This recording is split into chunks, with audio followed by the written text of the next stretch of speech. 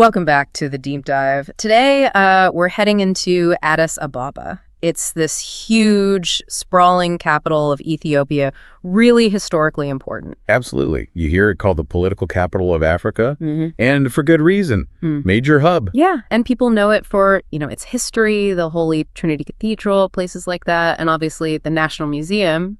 That's where Lucy is. Lucy, exactly. A huge draw. So you build this picture, right? Vibrant culture, ancient sites, maybe that incredible smell of Ethiopian coffee roasting everywhere. Sounds like a, really enriching trip. That's the expectation, definitely. But here's the thing that really caught our eye when we started digging into visitor feedback.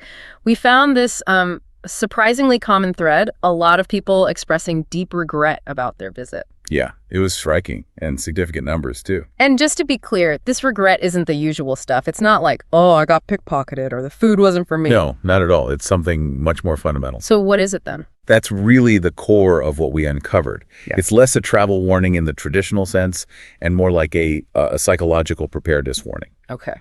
The sources we looked at, they strongly suggest that people regret the trip because they were completely unprepared for the city's intensity, both culturally and, sensually. Really? You mean like sounds and smells? Exactly. All of it. They might have had their hotels booked, their tickets sorted, the logistics handled, but their, let's say, mental or psychological battery, it was just drained almost instantly. Huh.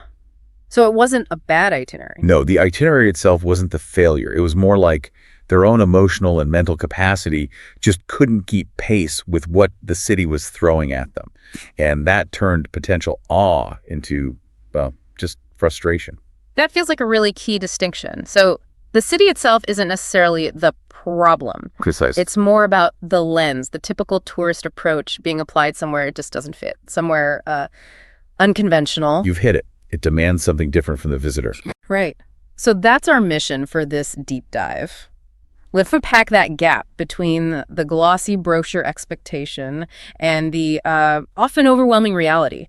And crucially, figure out how you can avoid that feeling of regret and actually have a transformative experience. Sounds good. Okay, let's dig into that overwhelming reality first, because it seems like that's the foundation for everything else, this sort of psychological fatigue. It is. Travelers, they're pretty good at prepping for the tangible things, currency, maybe packing some stomach beds, that kind of thing. The practical stuff, yeah. But the feedback highlights, they just completely miss the memo on the sheer level of constant engagement Addis demands, like 204/7. And the analysis often uses this phrase, sensory and empathy overload. That captures it really well. Okay, break that down. What does that actually feel like on the ground? Well, first, it's not just the bustle you'd expect in any big city. It's an environment that kind of actively hits all your senses at once, relentlessly. Relentlessly, wow. Think about the atmosphere described in the sources. They call it a symphony of chaos. Visually, it's dense, it's unfiltered, constant crowds, vehicles everywhere. Okay. Audibly, Yeah. you've got this nonstop cacophony. Those old blue and white taxis, the Woobet taxis, battling modern traffic, endless honking, construction noise, seems to be everywhere. Sounds exhausting already. And then you layer in the smells. Yeah. You might get this beautiful whiff of sweet frankincense from a church, but it's immediately mixed with, diesel fumes and maybe roasting coffee. Your brain literally doesn't get a moment's peace. It sounds like your senses are just constantly in low-level combat mode. That's a good way to put it. Oh. And that sensory chaos, that's just the backdrop. There's more. Yeah. The foreground, the thing that really drains the empathy part of the overload is the interaction. The constant, very direct and unavoidable approaches from the city's large population of street kids and beggars. Ah, okay. So it's not just noise and crowds, it's direct human interaction laid right on top. Relentlessly. Which means it's not really a place where you can just, put on your sunglasses, blend in, and observe from a distance. Exactly. The visitor reports consistently call Addis Ababa a participatory city. That's the key difference. Participatory. How so? Unlike, say, wandering through Rome or Paris, where you can easily slip into that passive tourist bubble just looking around, Addis doesn't really let you do that. It kind of insists that you engage with its reality directly. You're always visible, always being reacted to, always needing to react yourself. I can see how that would be tiring.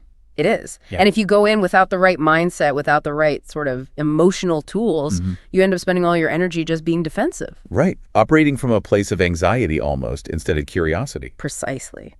And that state prevents any real exploration or connection. And that defensive anxiety, I imagine it gets amplified by cultural differences. Hugely.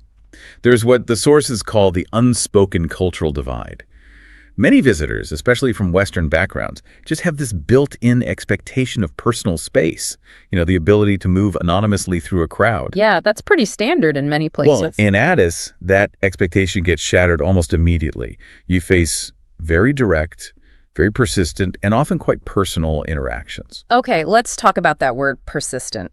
Because for a traveler who's already feeling overloaded and maybe a bit stressed, persistent can easily feel like aggressive or annoying. That's a critical point. The sources seem to stress that it's not usually aggression, right? But how does a stressed out visitor tell the difference? It's tough in the moment, but understanding the context beforehand helps. The reports emphasize that this persistence often comes from genuine curiosity, people wanting to practice English, maybe just interested in a foreigner. Okay. Or, very commonly, it's simply an approach related to economic survival. The culture can be very direct, very relationship-focused in its interactions. But the effect on the unprepared traveler? The effect is cumulative and can be devastating. Yeah. Think about saying no, politely or not, dozens and dozens of times every single day, often to people who are visibly struggling. I can feel the guilt building just thinking about it. Exactly. It creates this profound sense of guilt or just deep emotional exhaustion. Yeah. And that feeling just taints everything else. You become too worn down to actually appreciate the incredible history or culture right in front of you. You feel constantly on, constantly watched, constantly needing to manage boundaries. Yes. Perpetually visible, perpetually obligated. It's draining. That really nails it. That guilt, that emotional drain. It kills the joy, the curiosity. And then the everyday practical stuff, the logistical hurdles that might be minor annoyances elsewhere. They become the breaking point because you have zero emotional buffer left. Right. Take the traffic. It comes up again and again. Yeah. The congestion in Addis is described as some of the worst globally. Yeah. A trip that looks like 10 minutes on Google Maps can easily turn into an hour or more. Yeah. Just stuck. Ugh, that turns sightseeing into an ordeal. It does. And if you think, okay, I'll walk to avoid the traffic, well, the infrastructure presents its own challenges. Sidewalks can be inconsistent, non-existent. You're constantly navigating difficult curbs, uneven ground. Oh, even a simple walk isn't relaxing. It can feel like a trek, honestly. Just trying to get somewhere relatively close can be surprisingly arduous and require constant attention. Okay, so let's piece that together. You're finally at the National Museum. You're about to see Lucy's bones, this incredible, 3.2 million-year-old piece of human history. Yeah.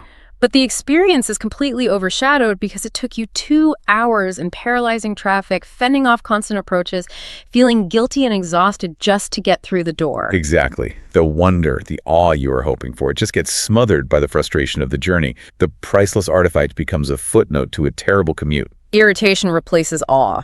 That sums it up well. But, and this is important, we're not saying don't go. This deep dive is actually the opposite, isn't it? Absolutely.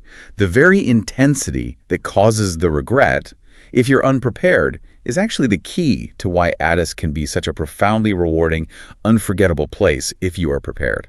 It's the gateway, not the barrier. Yes. The city itself isn't flawed. The sources strongly suggest the issue is a failure of preparation on the traveler's part. That intensity is the experience. You can't filter it out.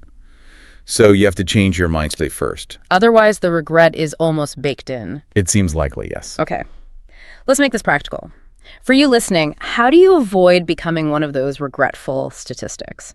Based on the analysis, it seems like there are concrete steps, maybe 4 key preparations. That sounds right. 4 shifts in mindset and logistics. Okay. Preparation number 1, prepare your mind, not just your itinerary. This seems crucial. You have to reset expectations before you go.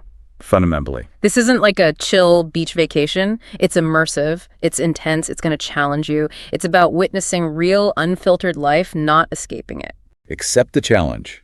Know it's coming.